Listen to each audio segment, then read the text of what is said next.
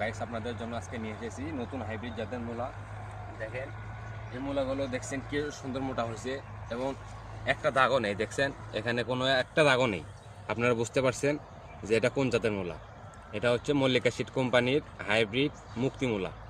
এর সাইজও দেখছেন, এই দেখেন পাতাগুলো কি সুন্দর মেলে গেছে।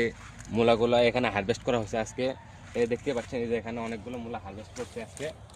আর যে এই মূলাটা দেখেন, মূলার সাইজটা অনেক ছোট কিন্তু ডাঁটাগুলো অনেক আপনার বিছায় গেছে।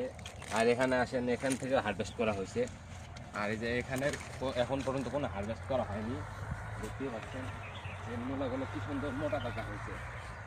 এই দেখেন মূলাগুলো কি সুন্দর মোটা তাজা এবং পরিপূর্ণ, একটা দাগও নেই মূলার ভিতর। আর যে এরকম পোকা চুল দেখতে পারেন, এটা হচ্ছে কি জানি পোকা করে বলে, এটা ক্ষতিকারক পোকা। দেন মূলা পাতাগুলো কীরকম কানা করে ফেলছে এই